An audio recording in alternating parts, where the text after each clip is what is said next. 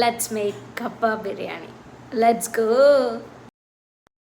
ആദ്യം തന്നെ നമ്മൾ കഴുകി വൃത്തിയാക്കിയ ഇറച്ചിയിലേക്ക് മുളക് പൊടി, മഞ്ഞൾപ്പൊടി, മല്ലിപ്പൊടി, ഉപ്പ് ഇതെല്ലാം ആവശ്യത്തിനിടും കേട്ടോ. എന്നിട്ട് നമുക്ക് ബീഫ് മസാല അല്ലെങ്കിൽ ഗരം മസാല, എന്നിട്ട് നമ്മൾ കുത്തിവെച്ച് ഇഞ്ചി, വെളുത്തുള്ളി, പെരുംജീരകം ഇതെല്ലാം കൂടി ഇട്ട് നന്നായിട്ട് കുഴച്ച് വെക്കുക കേട്ടോ. ഒരു ഹാഫ് ആൻ അവർ വെച്ചതിന് ശേഷം അപ്പോഴേക്കും നമുക്ക് നമ്മുടെ കപ്പ നന്നായിട്ട് വേവിച്ചെടുക്കുക, നല്ല വെള്ളത്തിൽ വേവിച്ചെടുക്കുക.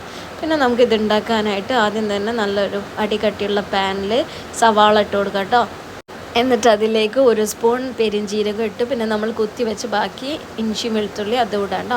എന്നിട്ട് നമ്മൾ നല്ല വേവിച്ച ബീഫ് ഇതിലേക്ക് മാറ്റാം കേട്ടോ.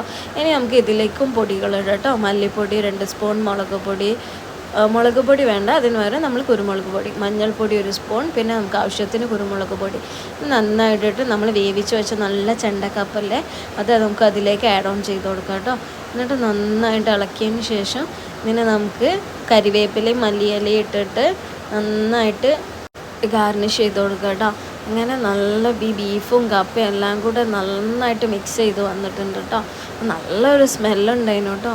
ടേസ്റ്റാണെങ്കിൽ ഒരു രക്ഷയില്ല കേട്ടോ. ഒന്നും നമ്മൾ നന്നായിട്ട് ഇറച്ചി ചേർത്തിട്ടുണ്ട്. അപ്പോൾ പിന്നെ നല്ല രുചി, ആ ബീഫിൻ്റെ വെന്ത വെള്ളം എല്ലാം കൂടെ നല്ല രുചി കിട്ടിയിട്ടുണ്ട്. നമുക്ക് ഇതിന് ഗാർണിഷ് ചെയ്യാൻ വേണ്ടിയിട്ട് മുകളിൽ ഇച്ചിരി സവാള അരിഞ്ഞതും കൂടെ ചേർക്കാം കേട്ടോ. അങ്ങനെ നല്ല ടേസ്റ്റി ആയിട്ടുള്ള കപ്പ ബിരിയാണി ഇവിടെ റെഡി ആയിട്ടുണ്ട്. നിങ്ങൾക്ക് കട്ടൻ ചായയുടെ കൂടെയൊക്കെ കഴിച്ചു നോക്കാം കേട്ടോ. ട്രൈ ചെയ്യണേ.